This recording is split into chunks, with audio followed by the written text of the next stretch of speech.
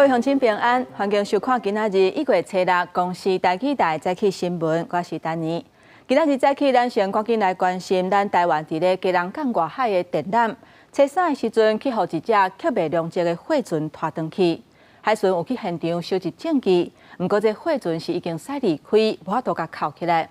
外界就怀疑讲，这是中国船挂别个国家的旗仔跳港来起无空的。也有学者讲，无排除这是中国新的出头。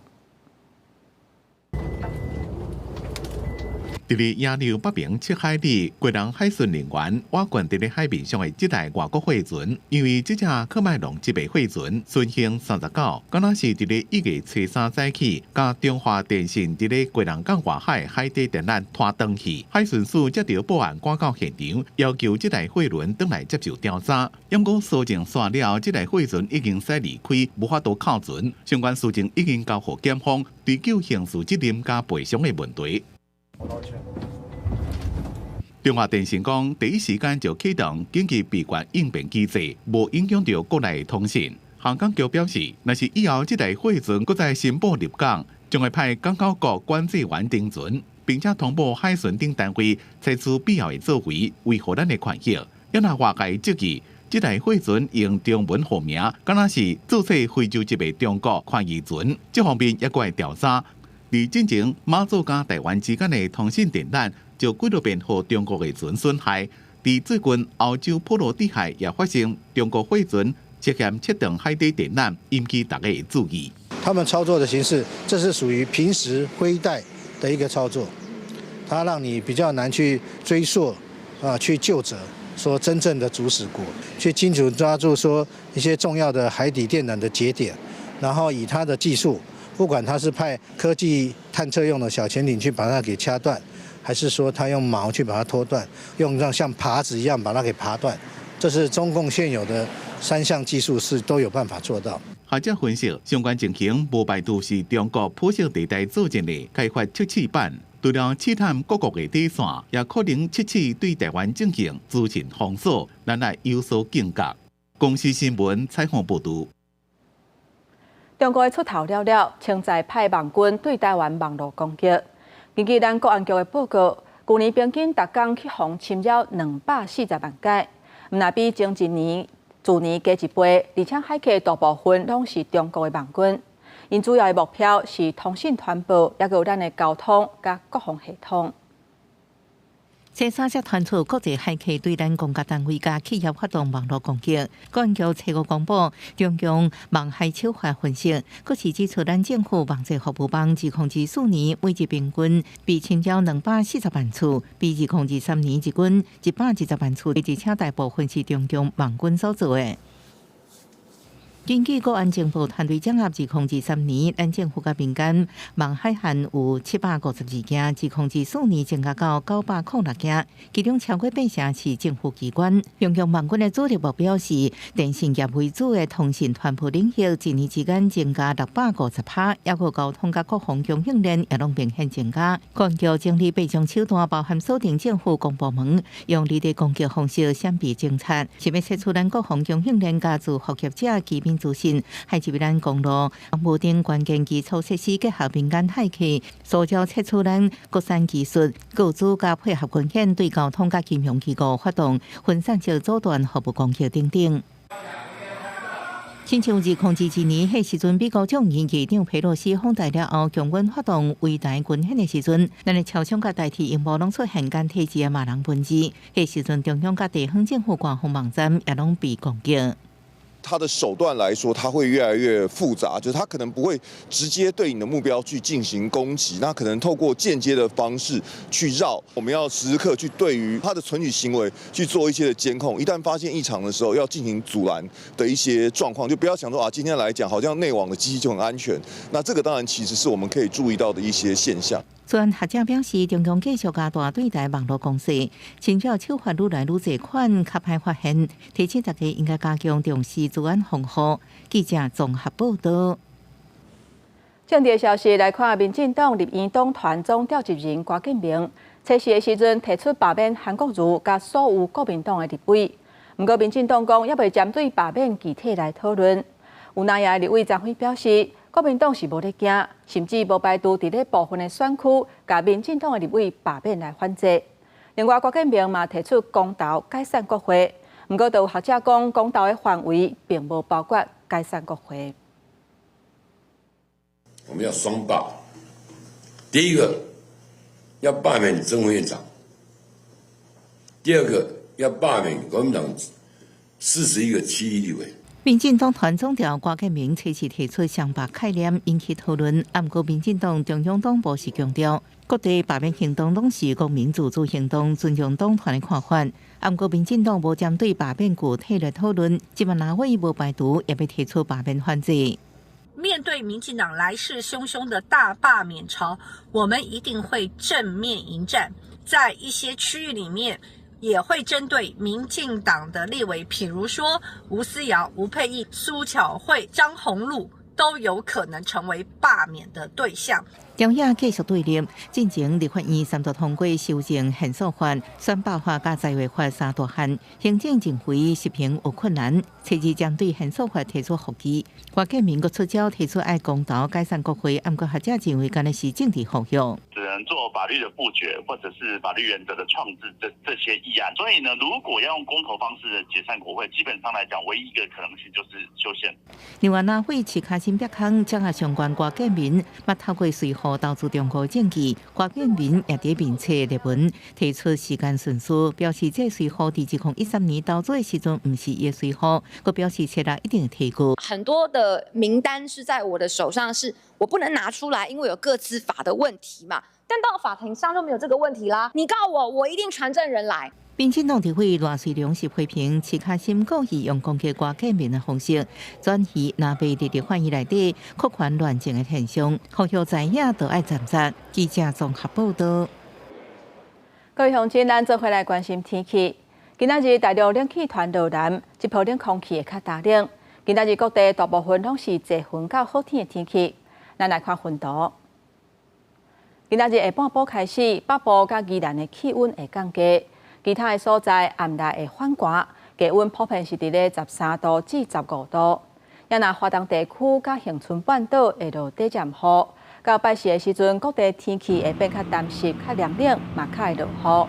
一直到拜六礼拜，水气会变较少。另外，提醒民众都要注意，山顶的气温较低，可能会有结霜的现象。今仔日冷气团到位，这一礼拜全台湾拢会真寒。也若这天气反寒，嘛影响关会意愿。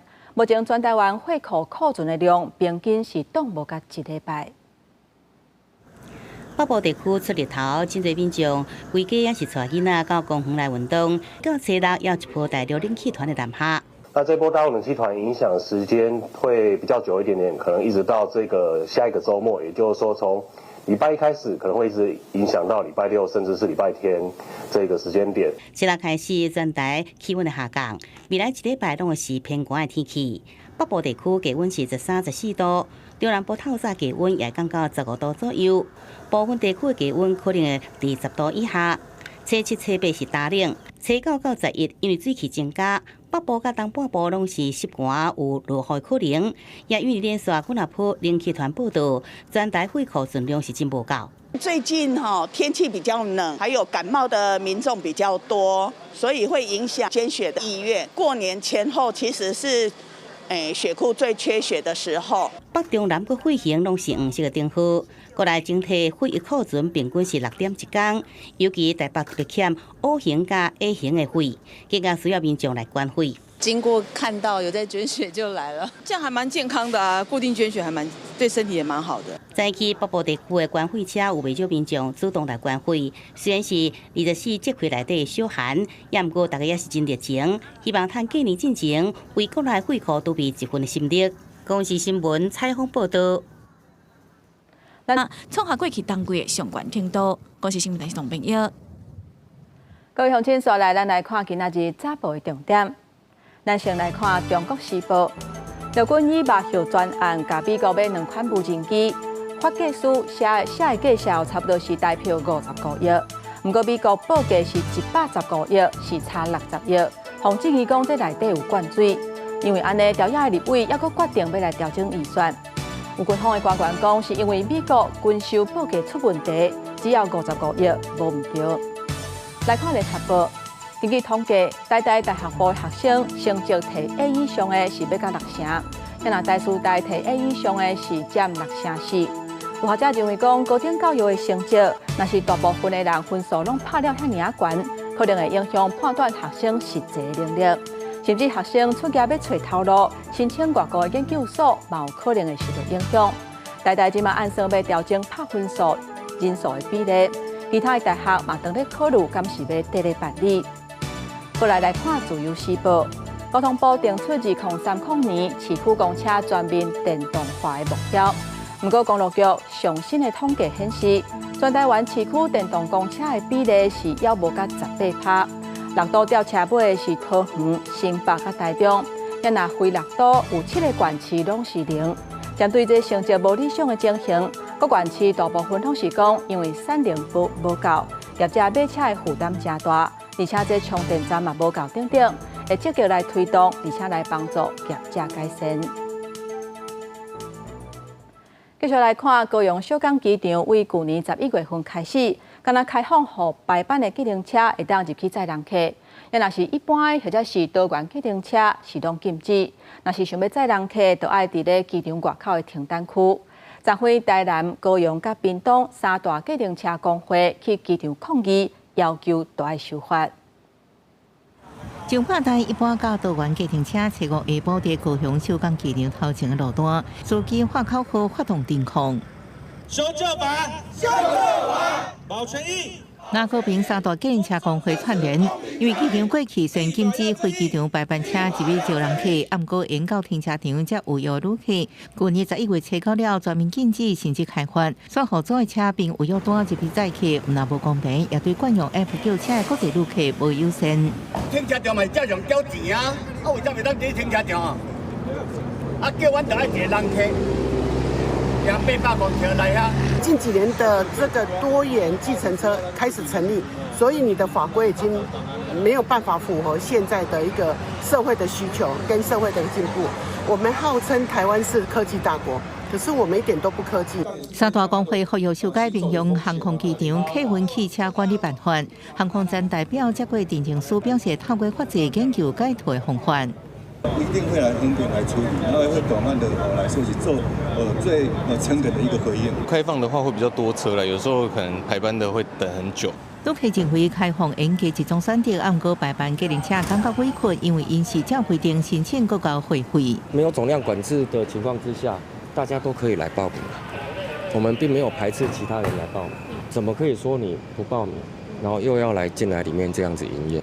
委员会强调，若主管机关要进行工会诉求修法，顺海照规定申请排班的机场计程车，下晡排除串联各机场委员会也发起抗争。记者综合报道。咱台湾的制造业差不多有请47万的移工，因为有的石头较粗重、较危险，对身体负担甲伤害嘛较大。有移工团体去劳动部申请，希望会当加强劳动检查。调整职业灾害认定的标准，来保障移工的权利。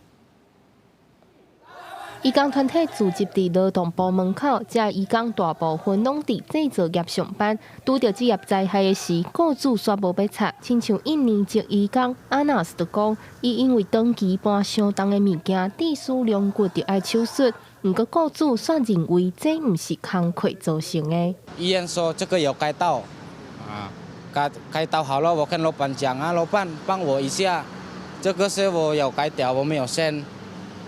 他说哦，这个你不是上班啊？他说这样啊，这个是你一起动啊。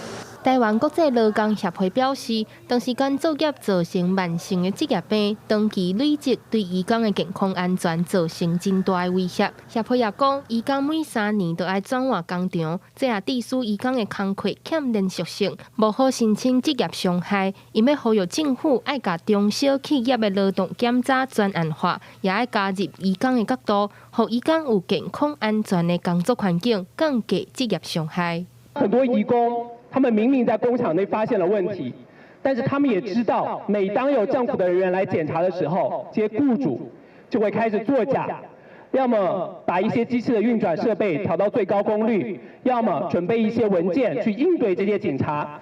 但是实际上，在工厂内进行的事情完全是另一回事。目前台湾的制造业大约有47万的员工，大部分拢是做粗重、伫高风险的工作环境，出现职业灾害，尚无法度得到完整的保障。针对移工团体的诉求，劳动部职安署有回应表示，劳动部有针对请移工的高风险也是高职灾事业单位实施外籍移工职业安全卫生专案检查。也若未来是毋是要让移工参与劳检过程，也是相关专门会议，职安署会搁再研议讨论。记者张家佳、柯敏哲台北报道。来看电子大港的大厂豪雪展会办买个，隆重开700多。董事长董祖贤讲到，川普搁做总统，伊认为台湾以半导体、资讯甲通信技术为主，美国要是甲咱台湾来合作。伊认为对台湾来讲，要是好处多过歹处。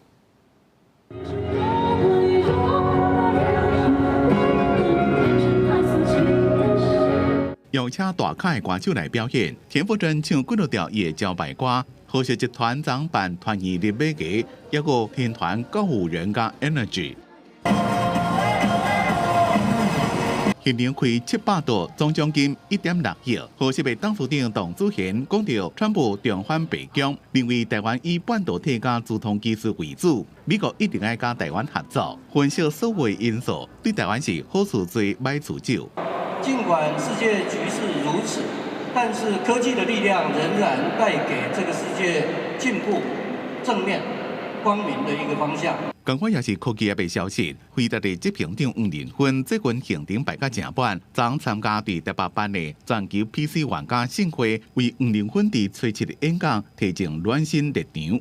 以倒数的形式来迎接我们 CEO Jensen 在 CES 所做的 keynote speech。互人看这是 AI 产业的方向球，一场有记黄仁勋 CES 演讲，可能甲辉达新一代的 RTX 50系列的显示卡有关系，也会公布更加侪 AI 应用商机。到时会有甚物款的意外惊喜，正受全世界科技界注意。公司新闻综合报道。国际消息，咱要来关心南韩总统魏秀华敢会去互逮捕，今仔日就是关键。南韩的犯罪调查处昨晖并无执行南韩法院签发的逮捕令，也若这逮捕令今仔日就会到期，有南韩媒体就报道，今仔日有可能会来执行。伫首尔龙山区汉南东的官舍外口，有几多个团体、上千个民众伫咧大声示威。有一点是尹锡悦保守派支持者，另外一点是要求尹锡悦随下台的反对派人士。警方甲两边的人分开，不过要到尾暗的时阵，有一阵反对尹锡悦示威者突然间冲破警方的路障，甲要去总统官舍的路占条下，现场的气氛真紧张。警方甲本来会当过几条车道也封起，即天的温度降到摄氏零下5度，首尔一寡所在水已经落到6公分深，大细灾害危机预警级别，也对关注升级到注意。 눈이 와도 대통령은 전 안에 있고 저는 이 근처에 살고 있고 그리고 눈이 날씨가 춥다고 해도 저는 계속 이곳에서 살아야 되잖아요. 그러면은 연기할 수도 있다. 그리고 20대 지지율이 어마어마하게 올라갔다고 합니다. 南韩法院签的总统尹锡悦逮捕令催人会到期。南韩高级公职人员犯罪调查处催告想要执行无成功，无排除伫咧期限进前完成。 대통령 경호처는 지난 1월 3일 공수처의 윤석열 대통령에 대한 체포영장 집행과 관련해 대통령 관저 진입을 승인하지 않았습니다. 대통령 경호처는 무작정 수사기관의 법 집행을 방해하고자 하는 뜻이 아닙니다. 因为被质疑为总统的安全服务已经变做私人军队，警方处反驳讲这是侮辱性的言论。在过去60年，因保护所有的总统，无论伊是什么派系，尹锡悦律师尹正根讲逮捕令违宪，尹锡悦将会亲自出席庭审，并且自我辩护。 南韩伫咧过去也捌有共款被弹劾嘅总统，像2004年嘅卢武铉、2007年嘅朴槿惠，不过因拢无家己出席庭审并且辩护。伊若伫南韩政坛这么动荡嘅时阵，美国国务卿布林肯催告到首尔，这也是伊国务卿任内最后一遍出访。相关嘅行程也阁安排日本加法国。布林肯强调，美国扩大加日本、韩国的合作，作为拜登政府印太战略的一部分。公司新闻吴文玲编辑。来看奥地利极右派政党自由党9月份拍赢国会大选，和第二大党人民党的总理内哈密爱甲其他的中间政党组联合政府。不过经过几啊届协商，其中一个党宣布退出谈判，这嘛互组联合政府的谈判破局。也那总理内哈密嘛宣布，这几天就会请辞落台。去年9月，奥地利极右派政党自由党用29%得票率赢落国会大选，4年前了后，头一届成做国会第一大党，由总理内哈默领导执政的人民党成做第二大党。因为自由党的党魁基克尔立场极端，和人民党国在加自由党组成联合政府，决定加 SPO 社会民主党加 NEOS 新奥地利加自由论坛调组联合政府。不过经过真侪届谈判，一直无新的进展，和 NEOS 批评其他政党无法度采取大胆有决心的行动。宣布退出谈判。Trotz intensiver Verhandlungen, die wir auch wirklich gestern wieder bis weit in die Nacht geführt haben und glauben Sie mir auch intern noch weiter besprochen haben, konnte kein Durchbruch mit Schwarz-Rot erzielt werden. Und für grundsätzliche Reformen gab es mehrfach diese Woche ein Nein. 人民党调组联合政府的谈判破局，和总理内哈默嘛宣布，会伫未来几天请辞落台。Nach dem Abbruch der Gespräche werde ich daher Folgendes tun. Ich werde mich als Bundeskanzler und auch als Parteiobmann der Volkspartei in den nächsten Tagen zurückziehen und einen geordneten Übergang ermöglichen.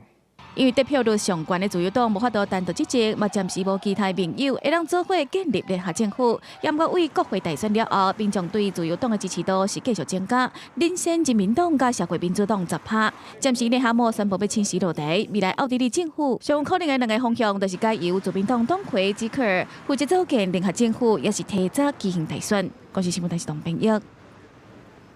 奥地利看煞来看捷克的首都布拉格。这是真出名的观光景点。即马在地是推出一种真特别的旅游行程，是请家友来做导游，因会带游客深入了解底站的生活，甲因人生的故事。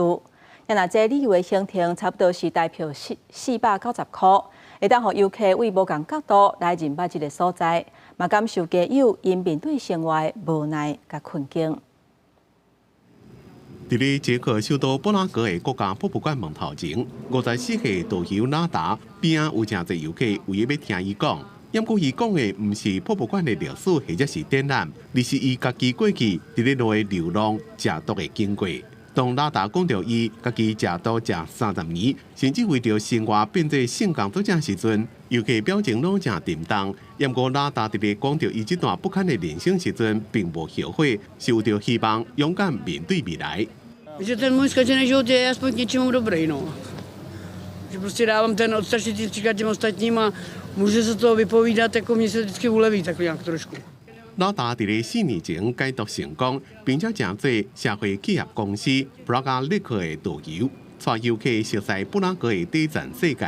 伊也讲，伊即马依然伫咧做性工作，赚钱互厝内用。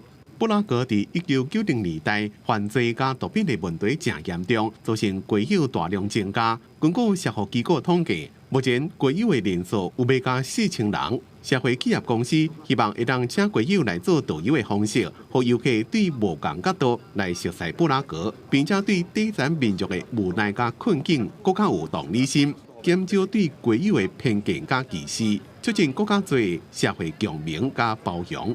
公司新闻张淑芬编辑。同款是伫咧捷克布拉格的东北部，遐有一间监狱，因互1年后就会出狱的受刑人负责来训练带路狗，目的是要互这些受刑人会当提早为重新回去社会来做准备。因从2017年就开始这个计划了后，已经成功训练出12只的带路狗。这两只黑色的拉布拉多狗才2个月大，实在有够高水。伫捷克首都布拉格东北边的这间监狱，为了要协助受刑人伫咧刑期完了，会当赶紧适应，重新回到社会生活。互迄个刑期只敢剩1年的受刑人，负责甲狗训练成这导盲狗。德国工作者发现，因为监狱的生活正规律，所以监狱训练导盲狗成功的机会比一般的训练所更较悬。Zvířata nám tady zapadají do koncepce z hlediska posilování pracovních návyků odsouzených anebo přímo u někoho i získávání nových pracovních návyků a slouží nám to i současně jako terapeutický prvek. 唔但是狗，修行人也可以照顾其他动物，就像是羊驼加袋鼠。安尼，适当同时兼顾修行人的心理治疗，加入也经北欧的管理方式，一寡修行人会当牵狗出去外口，和狗适应城市的生活。 Souzení s nimi jezdí na takzvané socializační vycházky, kdy třeba s pejskem jezdí v metru, učí se vlastně jezdit na eskalátorech, v MHDčku a i vlastně nákupní centra a ten ruch toho velkoměsta, aby ty pejsci pak zvládali, až budou sloužit s tím nevědomým. 这间家业自2017年开始用，怎么总共有800位犯人，因为定定甲狗做伙，修行人就讲。 这款动物就跟咱兄弟同款，因为毒品交易甲人口贩卖被判刑的这个修行人讲，照顾这款动物可以微笑负责任。 Péče o toho psa nám přináší hlavně radost, samozřejmě radost toho, že tady nejsme sami, že tady někoho máme, protože ve výkonu trestu jsou lidi, s kterými prostě třeba byste nechtěl být, ale musíte se s nima stýkat a tady se psem byste chtěl být vždycky, že jo? 第二节课，刑期满放财修行人，搁在犯罪比例是70%，不过这间家业才17.2%。到目前，因成功训练出来导盲狗总共有12只。公司新闻沈乐培编辑。今仔日国际上还阁有啥物大代志？带各位乡亲咱做伙来看世界。根据美国媒体报道指出。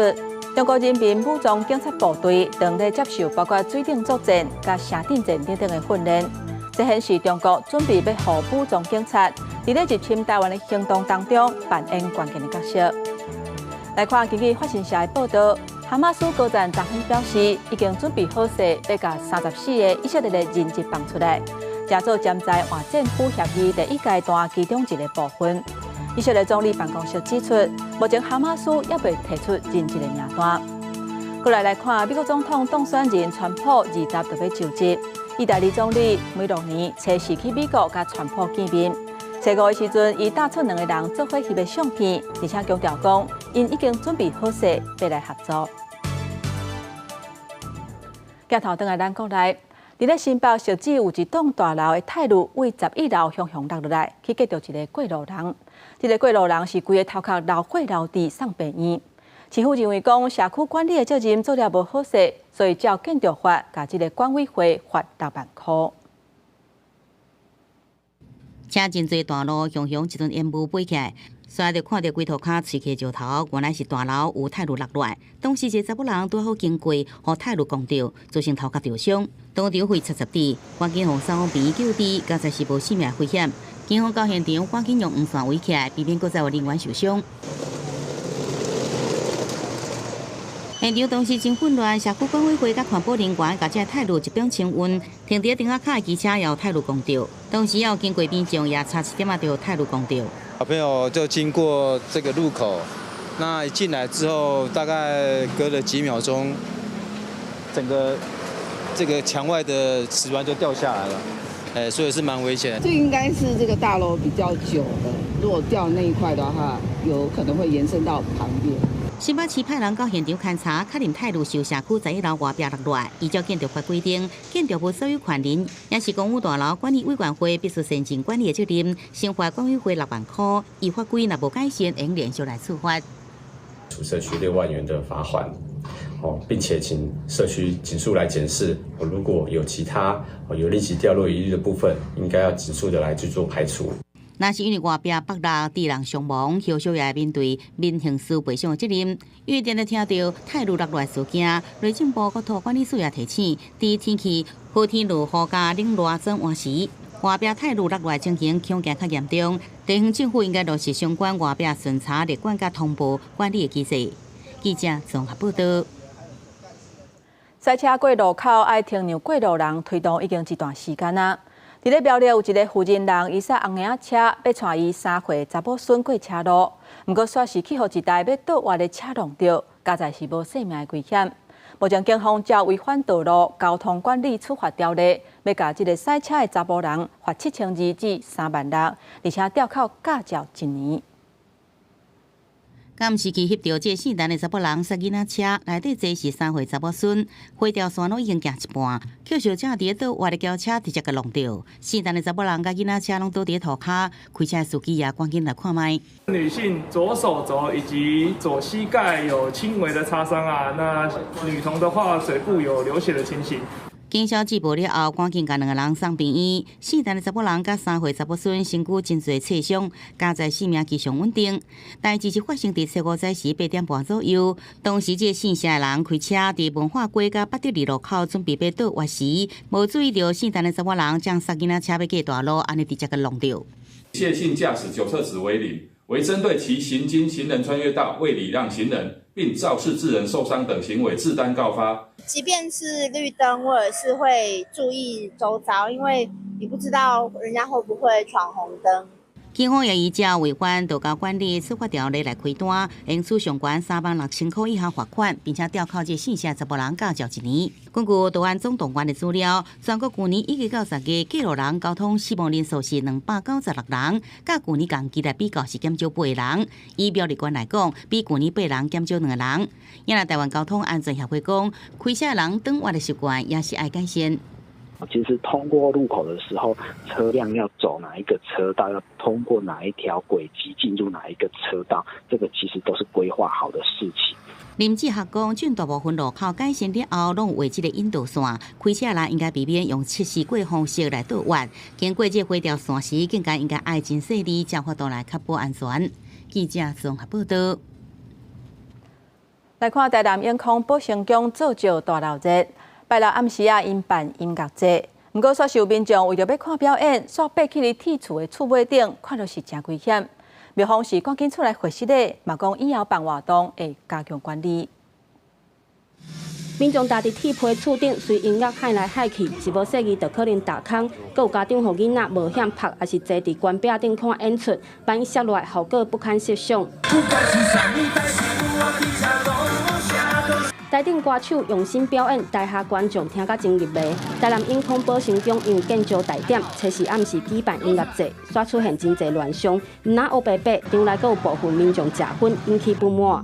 于20时接获民众为观赏音乐表演，徒手攀爬至表演现场旁的太阳能板上面现场远景，为防止意外发生，立即上前劝离。活动于21时50分结束。期间未有民众发生受伤意外。警方抗议罢悬的人，规场活动起大约2万人到场，警方嘛出动大约50个警察到场交管并维持现场。真危险的动作啦，吼！民众爬去这个厝顶啦，吼，以及这个墙顶，吼咱嘛希望民众啦，吼，能讲保生宫过来举办这个活动，吼，会当莫做这个危险的动作。保生宫过12档举办建筑大点，煞因为其中的音乐节引起争议。庙方初5透早嘛针对民众乱爬行为回息的，表示未来举办活动会加强管理。公司新闻陈焕武、陈显坤台南报道。来看伫台南市有一间派出所，初时早起有一只青猪仔飞入去办公室内底咧拍酷势。警方伫咧社群网站查到这只鸟仔的主人，伊找这只鸟仔已经找1个月啊。落尾树总算是顺利联络到这个主人，把这只鸟仔带回去啊。你好，过来。这只细细只正古锥的青猪仔，徛伫天棚电风的红叶仔顶头，主人一直甲伊喊，伊拢无叮当。这只跑无去的鸟仔，随时早起家己飞入去派出所，主人接到通知，要来甲伊带回去。是要看他的心情，他很有个性，可你叫他，他是不会过来的。员警们也很辛苦，在那边帮我们抓很久才抓到，抓1个多小时。这只叫做阿鸟的青猪仔，是去年12月初对住了1年的厝飞出去了就无带。1个月了，台南南门派出所的警察伫值班的时阵，听到天棚有鸟仔伫咧叫，才知影是这只鸟仔。绿秀眼不见时，妈妈和小孩都哭了好几天。得知派出所员警寻回的消息后，全家都破涕为笑。鸟园的头家讲，青猪仔若飞无去，要找到机会无大。伊敢会认厝安尼？敢会？认厝我真歹讲呢。安尼哦。一般青猪仔是拢飞着无当了。另外，伫3年外前，台中的雾峰分局19家派出所也把有一只拍无记的英国鸟来报案，伫派出所的门头前用头磕玻璃。员警起初一开始以为是民众需要协助，到门口一看才发现报案的竟然是一只鹦鹉。这只英国鸟的脚有绑卡链啊，卡链啊顶头还佫连着一支锁匙。警方联络里长也伫网络打文，要有找到主人。这只鹦鹉里面好像住了一个人逃家那么久，迷路想回家还懂得飞来派出所找警察帮忙。这两只有灵性的鸟仔拍无去了，拢家己飞到派出所，警察也正热心上网搜寻，发现有主人通报斗相共找鸟仔，就通知主人来甲因兜的鸟仔带回去。公司新闻综合报道。台北捷运当年拢会捡到真侪游客拍家漏的物件，若准讲超过一定的期限无人来领，就会摕去拍卖。台北捷运公司这款的收入估计一年差不多有740万，不过就有议员质疑讲，这款的做法可能会有争议。台北捷运公司平均每年捡到30万件旅客拍卖物件，内底有真侪手机啊、甲皮包这贵重物件，为此也必须进行层度管理。因为入库了后，提领也要真侪人来管理处理。2020年起开始用假海手骨，也佫有假器来辨识储存阿爸的所在，减少旅客来领物件等待时间。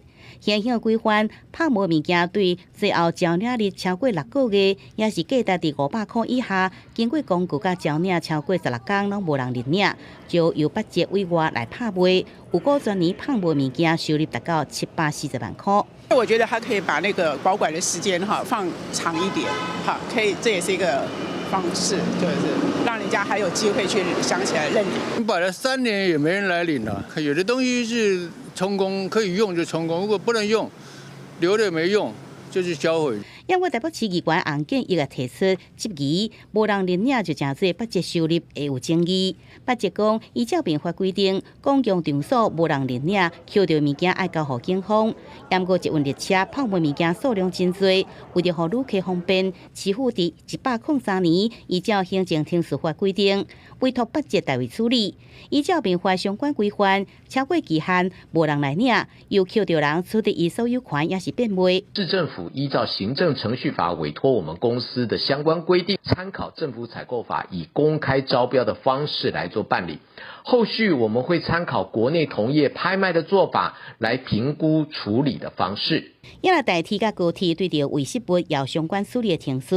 高铁依照铁路法保管公告1年，超过期限，现金是纳入业外收入，可利用物捐赠也是拍卖，不可利用物品来消费。代替也是保管公告1年，基本看情况进行拍卖、捐赠也是消费。公视新闻采访报道。来看世界卫生组织已经把食酒食到条例进行，列做是影响全球10大疾病之一。不过，咱国卫福部调查发现讲，过去30天内，一天啉酒捌啉超过6杯以上的高中生有14.1%，也若高中生有30.6%。这可能会严重影响青少年身心的健康。有医师就呼吁，希望甲台湾合法食酒的年岁，为目前的18岁延到21岁，甚至是25岁。部分上班族下班了后的啉酒所解压力，不过有医师警告，啉酒可能有害健康，而且啉酒的年纪若细，若会增加成年了后酒精相关疾病风险。根据卫福部国健署发布民国110年青少年啉酒行为调查发现，过去30日内，捌一日啉超过6杯以上的啉酒过量率，高中生有14.1%，高中生是有30.6%。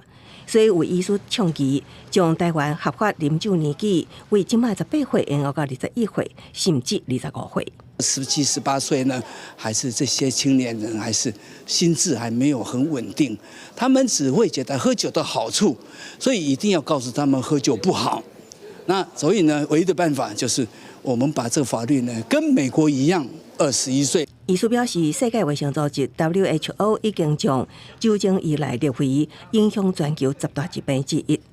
医界也证实，有200多种疾病甲损伤甲酒精是有关系，包括损害大脑、心脏、肝脏、免疫系统等，搁增加着食道癌、肝癌、大肠癌等7种癌症的风险。尤其青少年也伫咧成长发育阶段，上好是一滴酒拢卖啉。喝酒伤肝、伤胰脏、伤脑、伤关节，得癌症，太多的科学证据。但是很多人都觉得那是别人，不是他。我们的研究都是显示说，如果投注在酒瘾治疗1块钱，我们可以回收7块钱。这个7块钱包含对身体的影响、对心理的影响，还有对社会安全的影响。因为最近有真侪买家也是春酒参会活动，医师建议会当选择以茶水也是高汁代替啉酒。卫福部也强调，目前全国有138间医疗机构提供戒酒的治疗，每一个人每年会当上悬得到4万的补助。呼吁有问题性的啉酒也是戒酒的民众，勇敢寻求专业协助，重新扣回健康。记者综合报道。即马智慧型的手机也是真普及，学生耍手机耍较条例的问题嘛，受到大家讨论。目前教育部就咧建议高中以下学生手机敢是要统一来保管，按算2月份会完成草案。若高中生赞成甲反对的是占一半一半，高中生90%是拢反对。嘛有教师团体建议讲，都爱有相关的配套，以防师生来起冲突。绝大部分的人拢有手机啊，不过学生去学校使用手机啊，也互教师感觉困扰。教育部拍算调整高级中等以下学校校园行动载具使用原则，强化必要管理方式，想以各班统一保管为原则。有估今年2月开学进前完成草案。手机能够集中管理，能够减少让小朋友看手机的时间，这是好的。同意，都收起来，放学再还大家。老师说上课不能玩游戏。手机有时候可以直接查一下，比如老师上课讲的一些东西，他可以马上查，其实也有好处啊，可能取舍会很难的。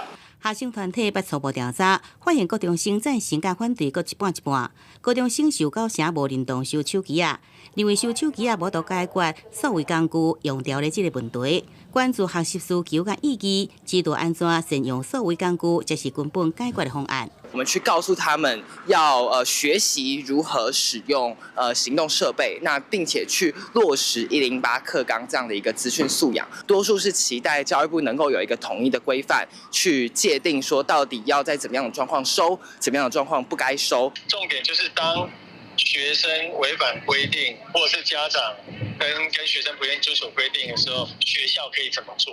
如果学校完全没有任何的一个处理的一个机制，那这等于设也是没有用啊，或者是现场就会产生不断的纷争。教师团体认为讲，个别特殊的需求、违规处理等，都应该提出可行配套的说法，才袂造成教师甲家长、学生中间的冲突。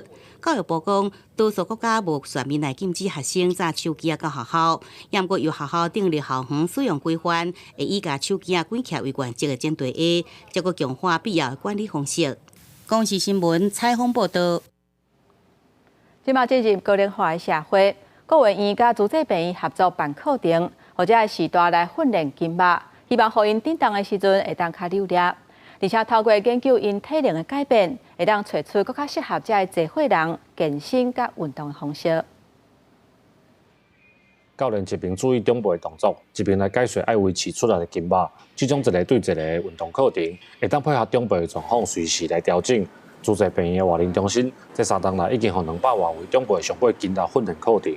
今年国家卫生研究院，佮专工甲病院合作，那设计符合长辈运动处方，买记录资料，了解长辈训练了后的成果。会比较有力量，像说平常的生活上，像说，上厕所从马桶起来啊什么，你会有很明显的就是，你的腿就是比较有力量。长辈吼，伊的身躯面顶，伊的迄个肌力吼，都有较欠吼，咱就针对这个较欠的部分呢，咱来设计运动的处方，互伊倒啊训练。资济病院表示，国外有真侪报告指出，适当的筋力训练对长辈骹手甲活动真有帮助。毋过国内这方面的研究，各有观念也是无够。希望透过甲国家卫生研究院的合作，记录完整的资料，嘛，互更较侪民众来认捌这个观念。真侪中高龄的长者，甚至对肌力训练有一寡误解的内容，想讲这是咪容易受伤啊是安那吼，所以希望透过咱遮的计划吼，会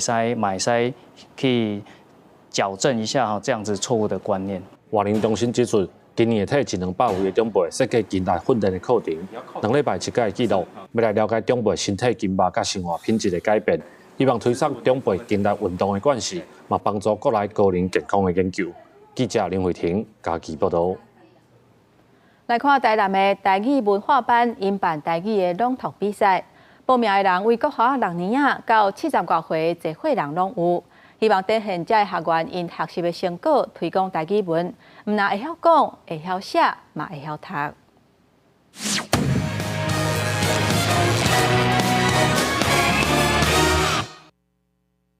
第12期，若无爱毕业，搁哪读哪心息。台顶的参赛者用刷牌台语来讲学习母语的过程，这文章拢是来自台南市台语文化班学会学员系，对定稿编辑到出版，拢用家己包办。这回学会办一场5万繁华朗读会刊观摩赛，对6年到70多岁拢来参加。食到这老啊，唔免去甲少年去比赛这，计想要甲人摕奖品。尾我感觉讲，这是一个真好的过程，学习过程。真侪头摆来参加的学员，加减的感觉淡淡，对当中因趁经验嘛互相求进步。人讲台顶3分钟，大卡几厝经。学会嘛特别请评审老师参大家交流，对语音到声情的变化，拢互大家真宝贵的建议。接声里的部分可能 PTKH， 亲像讲即时啊、调急啦、发音的时阵有可能会疏忽去。所以，伫咧比赛时阵，即几个部分咱爱较斟酌咧。台语文化班107年对台南生活起步，到当推展到6个地区。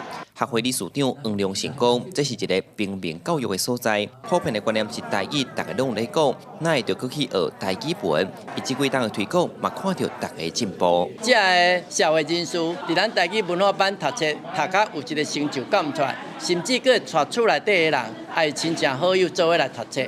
那按伫这个什么所在？就讲咱每一年伫参加教育部的认证的人数，会当看到伊的成长。过去一户记录3万家的文风，台语文化班学会即马希望会使恢复过去的光景，互每一区拢有台语文化班，通互大家世界会当学台语的机会。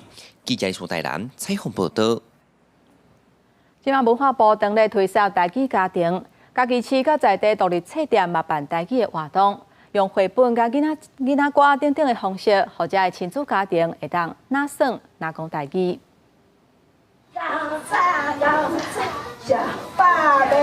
对着台语囡仔歌，老师甲现场的大人甲囡仔做伙来唱歌跳舞学台语。家己市文化局配合文化部举办台语家庭的培育活动。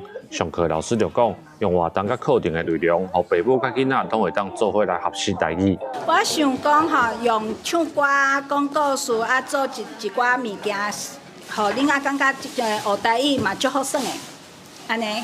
啊，甲爸爸妈妈做伙耍，做伙唱歌，做伙佚佗。因为囡仔其实会晓讲家己的台湾话，阮感觉这是一个足重要的代志。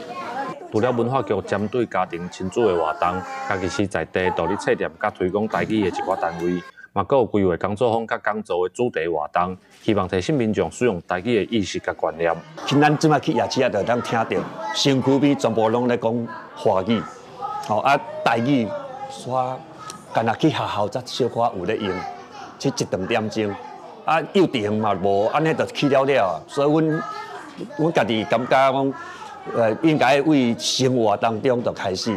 我感觉足好诶，因为会当甲囡仔做伙学台语，因为我的台语嘛袂真认真。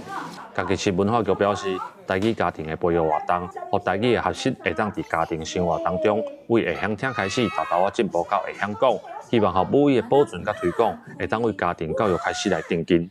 记者林慧婷家己报道。英国的火车从通车到今已经有200年的时间啦。第二大因做火单车礼，要来庆祝这重要的发明。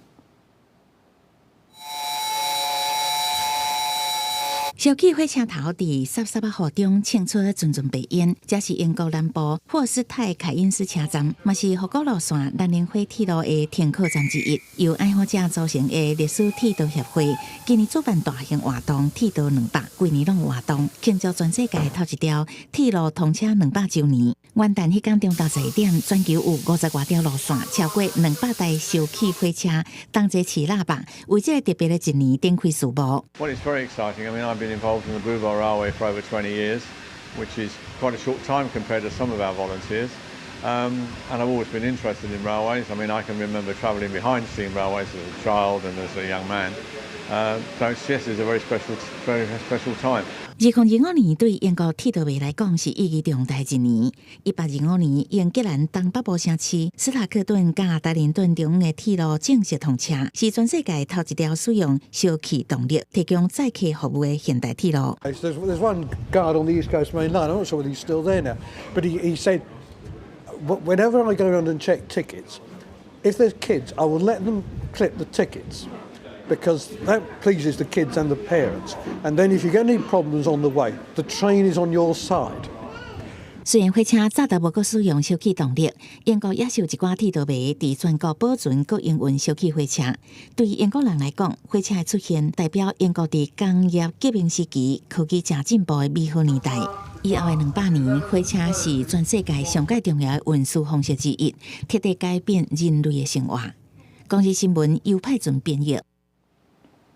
铁路是交通发展真重要的发明，也若伫咧东南欧有上大的铁路的模型，藏伫咧克罗埃西亚的首都的博物馆内底。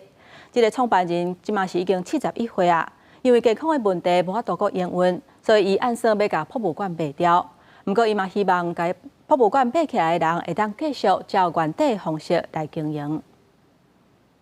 经过大街小巷两旁行过铁桥到另外一个山头，必经过有路的缩小版主题列车，铁道总长1.5公里。这是伫克罗埃西亚首都扎格雷布的巴克迷你快车博物馆上大的特色，也是东南欧上大的铁路模型，但是全球有名的主题列车模型。有美国圣塔菲列车，为1883年开始营运的欧洲长途列车东风快车，甲德国的城际快车。Mi tu radimo već 15 godina na ovoj maketi. Prvih 5 godina smo radili na njoj i nakon toga smo otvorili za posjetitelje i to je bila stvarno puno ljudi je došlo i nakon toga smo počeli petak i subotu smo otvoreni za javnost, a ostale dane smo radili tu, popunjavali sve to jer na početku je to bilo samo drvena konstrukcija i makete, sve se je vidlo, nije bilo brda ni ničega. I onda smo počeli to sve zatvarati i evo, u ovih 9 godina puno toga smo napravili. 这是何所模型运作的主控室，嘉宾演唱会当天的出赛场拢是为主控室内底操作的。当初巴克甲其他模型设计师共同打造铁道博物馆，当然因本身就是铁道迷，也佫希望透过专人解说过去甲设计过程，互囡仔无过只专注伫电脑、手机顶悬，会晓动脑筋表达家己，发挥创造力。可惜已经71岁巴克因为健康问题，拍算关博物馆。公司新闻新闻部编译。天气报你知，咱来看今仔日各地温度。